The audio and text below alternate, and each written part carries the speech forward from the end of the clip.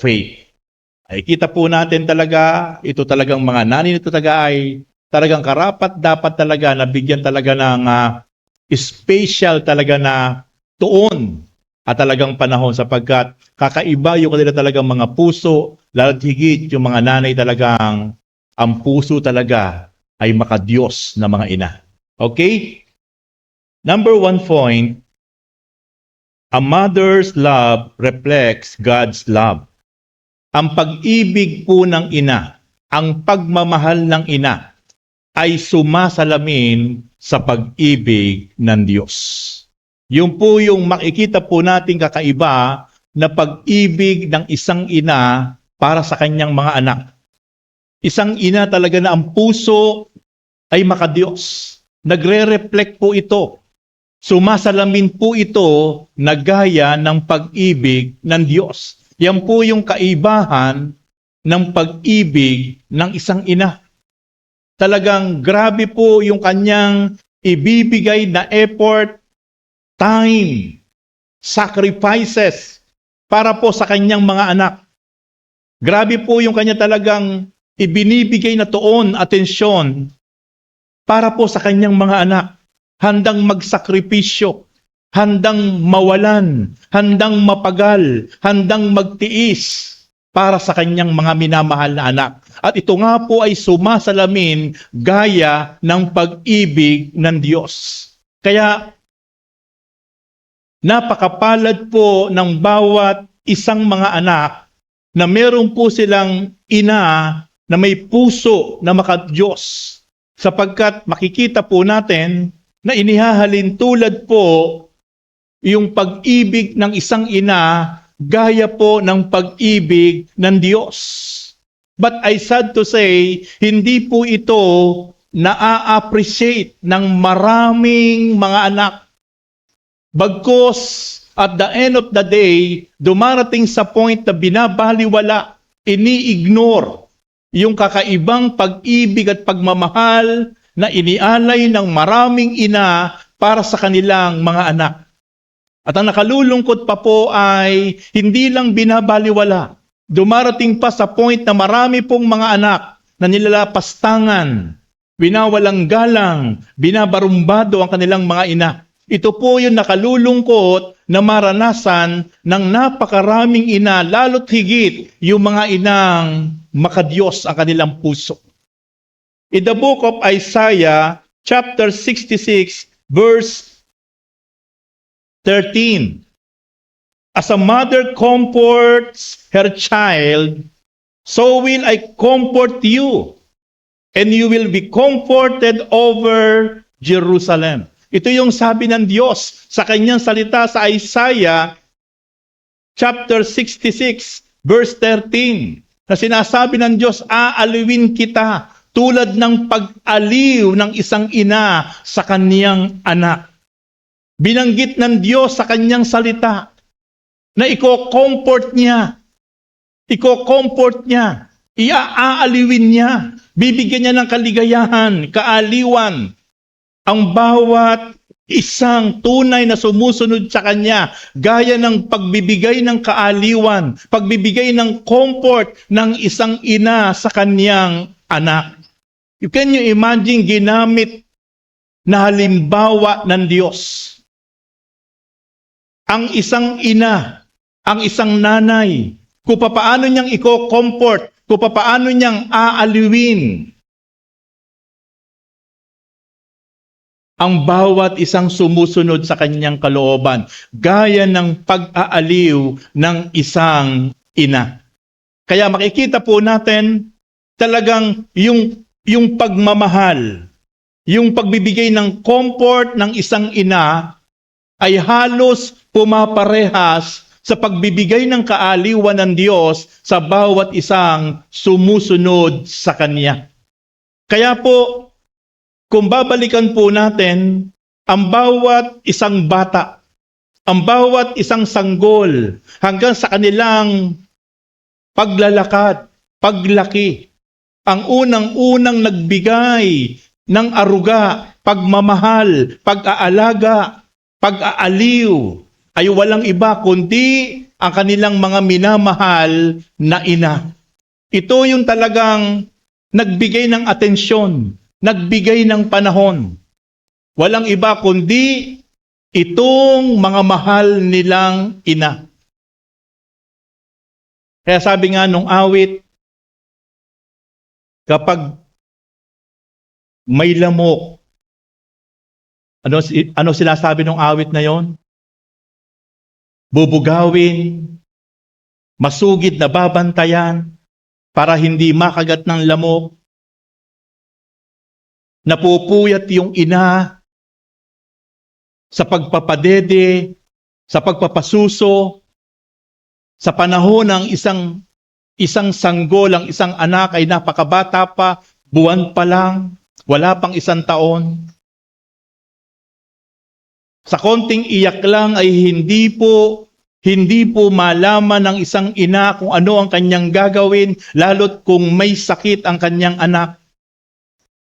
Kakaiba po yung atensyon, kakaiba po yung ibinigay na effort ng isang ina sa kanyang anak. At kung ilan yung kanyang anak, lahat yon the same ang ginawa niyang pag-aaruga, pag-aalaga, pagmamahal sa kanyang anak.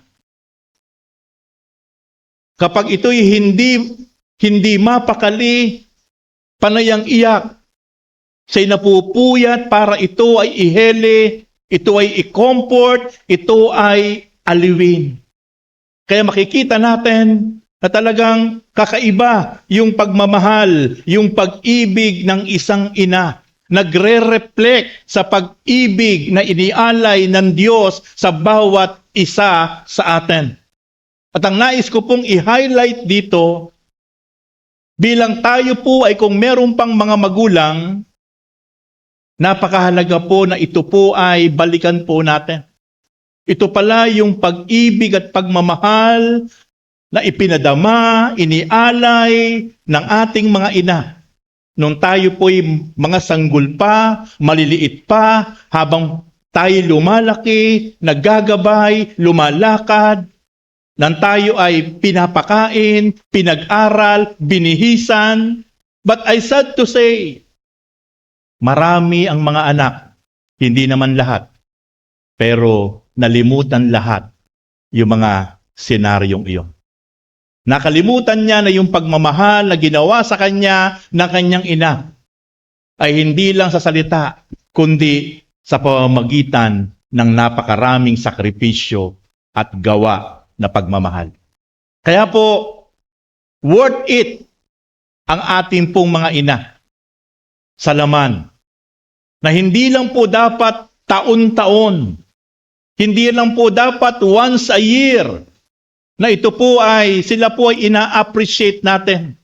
Kung once a year lang po natin sila, bibigyan po ng appreciation, pasasalamat, pag-aalaala sa kanila pong ginawang pagmamahal sa atin. Nung tayo mga sanggol pa, maliliit pa, gumagabay pa lang, hanggang tayo tinuruang kumain, lumakad, magsalita, binihisan at pinag-aral. Hindi po sapat na kahit nga po sabihin natin monthly, weekly appreciation. Dapat sa bawat araw ng ating buhay, una ang Diyos ay naa-appreciate natin ang kanyang pagmamahal. Ganun din ang ating mga ina. Hindi lang po dapat yearly. Kaya po ngayon, salamat sapagkat merong tinatawag na once a year na Mother's Day kahit papaano. Kahit papaano ay nag-e-effort ang napakaraming mga anak.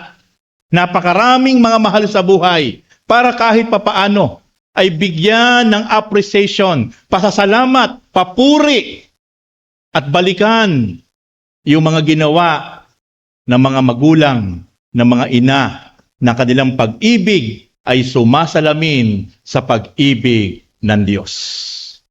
Kaya po, I want to encourage to all of us, lahat po tayo na meron pang mga ina, mapalad po tayo.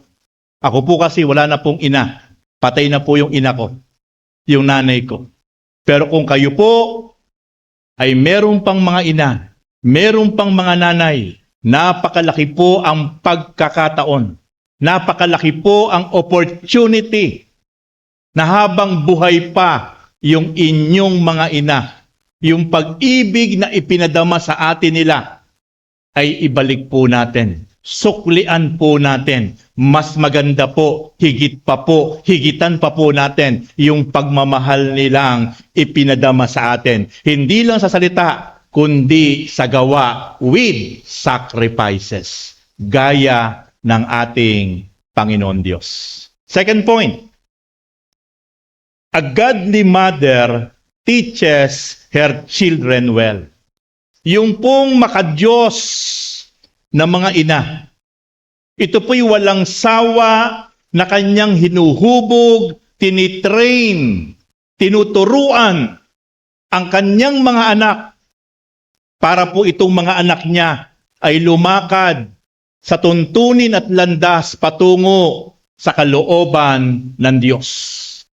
Kaya napakapalad po ng mga anak na meron pong ina na may pusong makadiyos, sapagkat dahil ang kanilang ina ay may pusong makadiyos, ang lalabas sa kanilang bibig, ang lalabas sa kanilang isip dahil nagmumula sa puso na makadiyos ay pawang mga salita na kung saan huhubugin sila.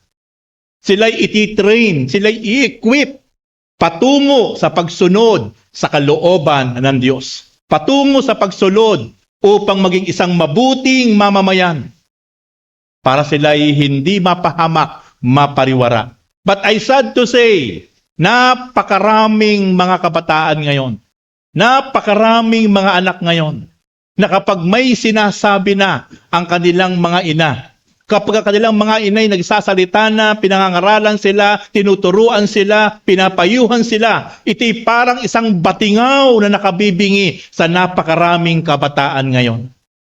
At di lang kabataan, kahit may edad na, kahit may asawa na ayaw ng bawat isang anak na sila'y natuturuan, napapangaralan, at iyong pinapayuhan.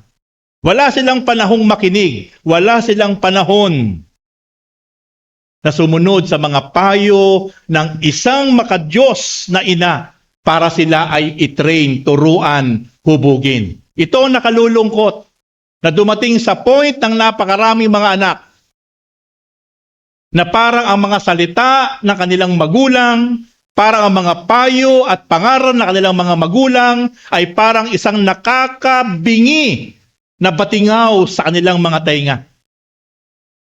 But listen carefully, mga kapatid.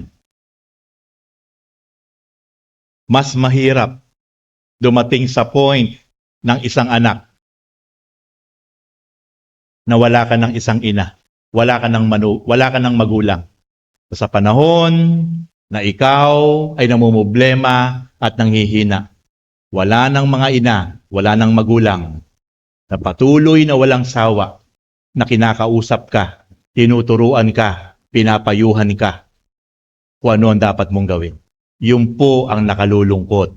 Mamimiss po yun ng bawat isang anak. Pero ang nakalulungkot, nung buhay pa ang kanyang mga magulang, nawawala po sa wisyo, nawawala po sa mood kapag pinangangaralan siya, kapag pinagsasabihan siya, kapag tinuturuan siya kung ano dapat niyang gawin. Parang isang malakas na speaker na gumagaralgal ang boses ng kanyang ina, ng kanyang mga magulang kapag ito'y naririnig niya. At ang masakit pa po, dahil siya po ay naiinis, ito po'y ipaparamdam niya ang kanyang inis at pagkaasar sa pamamagitan ng pagbabarumbado. Pero mga kapatid, mamimiss natin ang ating mga magulang, ang ating mga ina, kapag sila ay wala na sa ating piling. Maluluha ka na lang. Mas masarap pala na mayroong magulang, mayroong ina, na walang sawa, walang tigil, na tayo'y pinangangaralan, tayo'y tinuturuan, tayo'y pinapayuhan, hindi para sa kanila, kundi para sa atin. Kaya napakasarap pa rin ng merong mga magulang, merong mga ina na laging nandyan na sa bawat pagkakataon ng ating sitwasyon, lagi tayong tinuturuan. Lagi tayong pinapayuhan. Lagi tayong pinapangaralan. Ang pinakamasarap, sila'y pakinggan natin. Sila'y upuan natin. Buong kasabi ka natin pakinggan ang kanilang mga sinasabi sapagkat itong sasabihin nila ay hindi para sa kanila, kundi para sa atin bilang mga anak upang tayo ay turuan sa landas patungo sa kalooban ng Diyos. Proverbs chapter 22 verse 6. Train up a child in the way he should go. And when he is old, he will not depart from it. Makikita po natin in the book of Proverbs chapter 22 verse 6, ituro sa bata ang dapat niyang lakaran. Habang bata pa lang siya o kahit matanda na siya, bilang tayo'y may mga magulang, tungkulin at karapatan ng ating mga magulang na tayo po'y turuan, pangaralan, isuheto, payuhan, kagalitan kung meron man tayong mga nagagawang mali. Sapagkat tungkulin po nila yon. According the book of Proverbs 22 verse 6, ipinatuturo sa mga magulang, inuutusan ng Diyos ang mga magulang. Turuan mo ang iyong mga anak habang bata pa yan. Turuan mo sila sa landas at dapat nilang tahakin at lakaran. Para kapag sila'y matanda na, hindi nila yan malilimutan. Yun po ang task ng Diyos sa bawat isang magulang.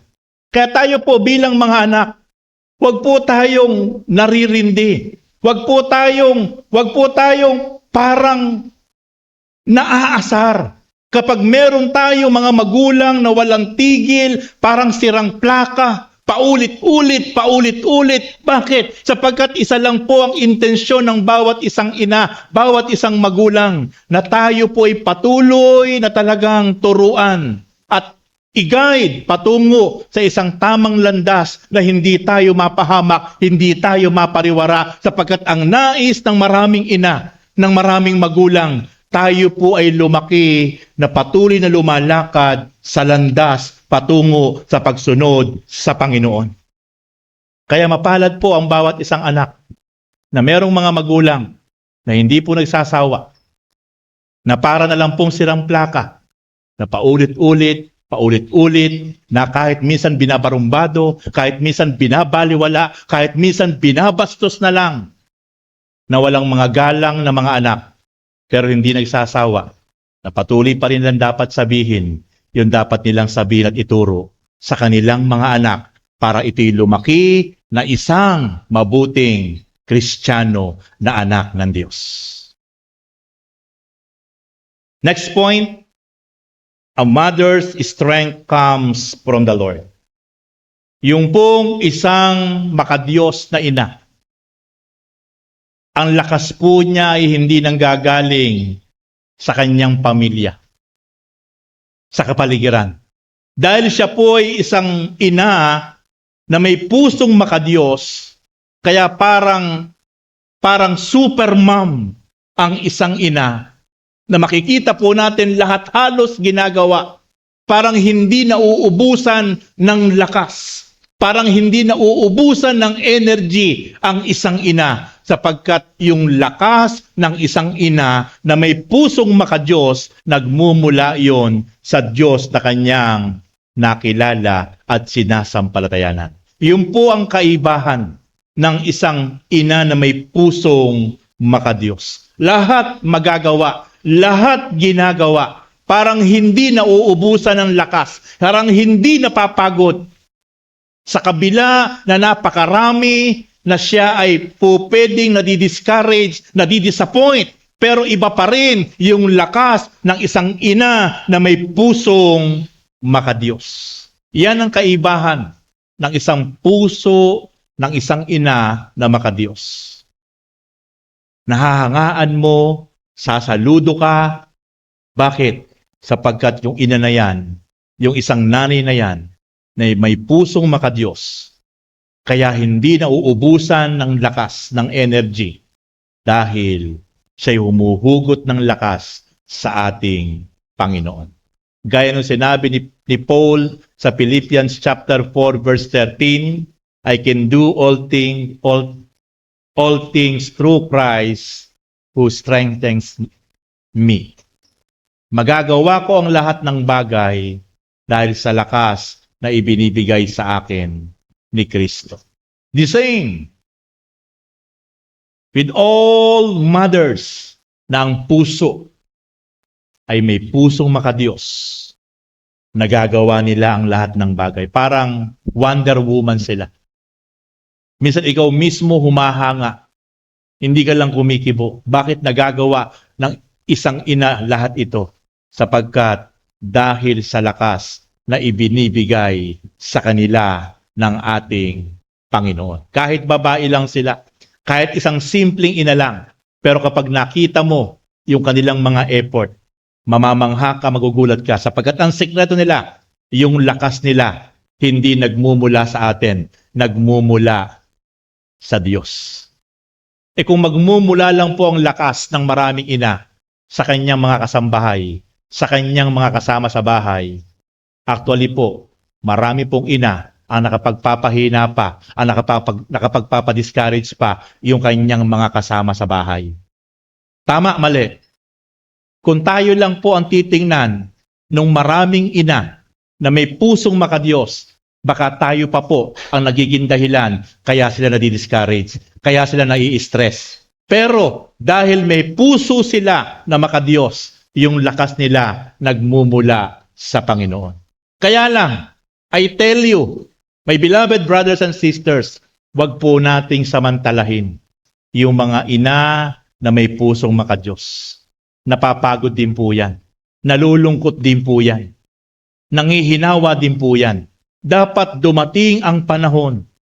Tayo naman po ang gamitin ng Diyos para sila po ay ma-inspired, para po sila ay maging masaya sa bawat umaga, bawat araw. Dapat tayo po ang magamit ng Diyos para sila po ay patuloy na magkaroon ng kaaliwan naman. Lalo po tayong mga anak, kung paano po tayong inaliw, kung paano po tayong inaruga, nung tayo po'y maliliit pa, nung tayo mga sanggol pa, nung tayo hindi pa marunong magsalita, nung tayo gumagabay pa lang, ang ating mga ina, ang unang-unang umaliw, kumalinga, nag-alaga sa atin. Dapat tayo naman po sa atin ngayong kabataan, kalakasan, at tayo po'y meron na po mga narating, at meron na po ngayon na magagawa. Dapat tayo naman po ang gamitin ng Diyos para sa ating mga dakilang ina. Para sila ay dulutan ng kaaliwan, kasiyahan sa kanilang buhay. Sapagkat kapag ito po ang ginawa natin, mas hahaba, mas magiging masaya ang buhay ng ating mga dakilang ina. Last point, honoring mothers is pleasing to God. Ang pagbibigay po ng galang sa ating mga ina ay nakalulugod sa Diyos. Kung gusto po natin dulutan ng kaluguran ng Diyos at kasiyahan, bigyan po natin ng mataas na galang, paggalang, respeto ang ating mga dakilang ina at mga magulang. Sapagkat iyan ang isang utos ng Diyos na may kalakip na pangako.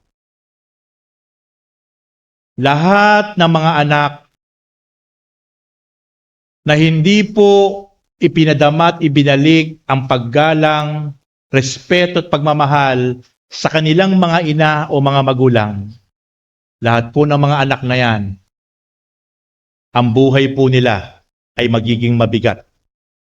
Ang buhay po nila ay magiging parang nasa wilderness sila. Pero lahat po ng mga anak, una sa lahat, sumunod sa kalooban ng Diyos at ipinadama ang pagmamalasakit, paggalang at pagmamahal at respeto sa anumang bagay, hindi lang sa salita. Ang mga anak na yan, ang tunay na kalulugdan ng Diyos.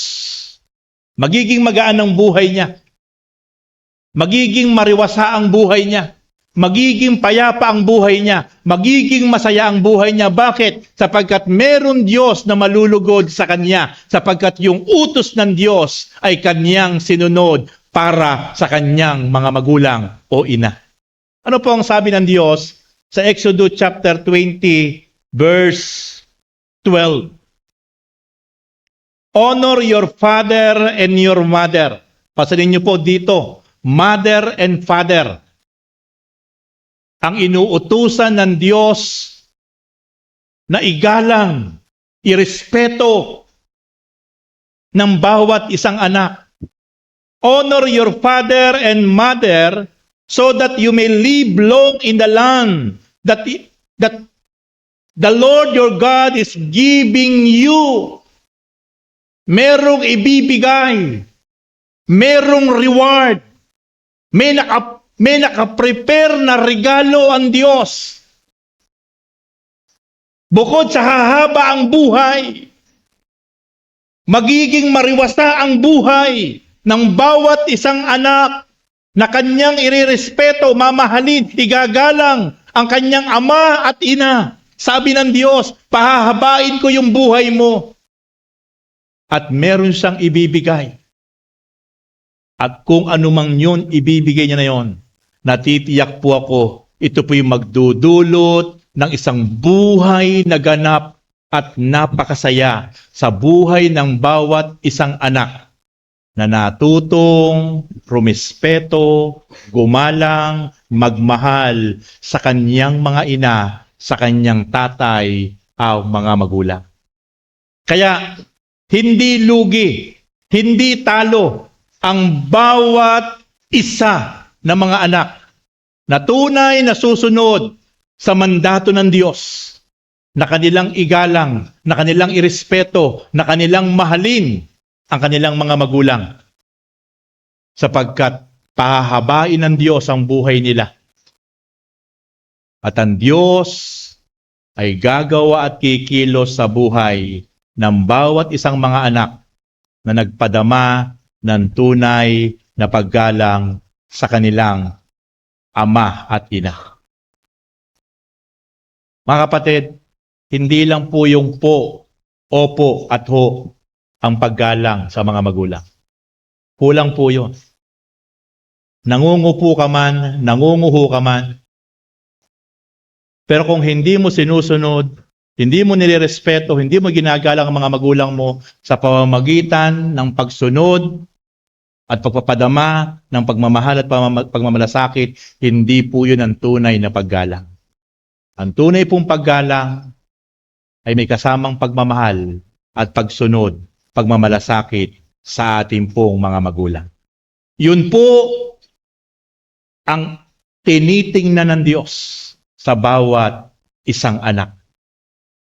Ng bawat isang anak sa lahat ng aspeto ay handang magpadama ng pagmamahal, paggalang, pagrespeto, pagmamalasakit sa kanyang ina. At kapag nakita ng Diyos yun, sabi ng Diyos, pahahabain ko ang buhay niyo. Magiging matiwasay ang buhay niyo. Mamumuhay kayo ng mahabang panahon sa lupa. At take note, sa mahabang panahong iyon, kasama ang provision at pabor ng Diyos. May nakita na po ba kayong mga anak na namuhay, na masagana, masaya, na binarumbado niya ang kanyang mga magulang, binaliwala? Wala. Na ako po ay napakaraming kakilala na ngayon po ay napakalungkot ang senaryo ng buhay. Naghihirap, isang kahig, isang tuka, at napakarami ko pong kilala. Ako po ay naaktuhan ko po nung sila po'y mga bata pa. At yung mga magulang nila ay kung kanila pong sagutin, sigawan, bulyawan, ay gano'n na lang. Ito po yung naaktuhan ko sa aking pong kabataan. Na dalawang lalaking magkapatid na sobra po ang ginagawang pagsigaw, pagbarumbado, pagsagot-sagot sa kanilang mga magulang. na yung mga magulang po nila ay nagtitiis lang, hindi kumikibo. Ako po ay nanliliit sa kanila pong ginagawang pagbabarumbado. Pero nakita ko po, totoo ang sinasabi ng Diyos. Kaya sabi ng Diyos, mahalin nyo, igalang nyo ang inyong mga ina at mga tatay upang humaba ang inyong buhay. At kapag ito'y ginawa natin, may nakahandang reward ang Diyos sa bawat isang susunod sa utos ng Diyos, sa bawat isang anak na nagpadama ng pagmamahal at paggalang. Napakarami ko rin pong kakilala na sobrang respeto, pagmamahal, hindi binibigyan ng sama ng loob ang kanilang mga magulang, puro pagmamahal. Sobra pong napakaganda ang buhay nila ngayon. Napakamariwasa, pinagpala, napakasagana, payapa, sobrang saya at sobrang blessed yung mga buhay ng mga anak na ito na sobra talagang nagpadama ng pagmamahal, respeto, paggalang sa kanilang mga magulang. Kaya ngayon, sila po ay sobrang pinagpapala ng Diyos sa lahat ng bagay. Totoo po ang salita ng Diyos. Totoo po ang sinasabi ng Diyos. Huwag po nating babaliwalain. Kaya ang isang susi para tayo makamamuhay ng may kapayapaan, may kagalakan, may katagumpayan, may kasaganaan ng buhay, walang iba kundi dapat higit sa lahat, unahin ng Diyos. Pangalawa, yung ating mga magulang.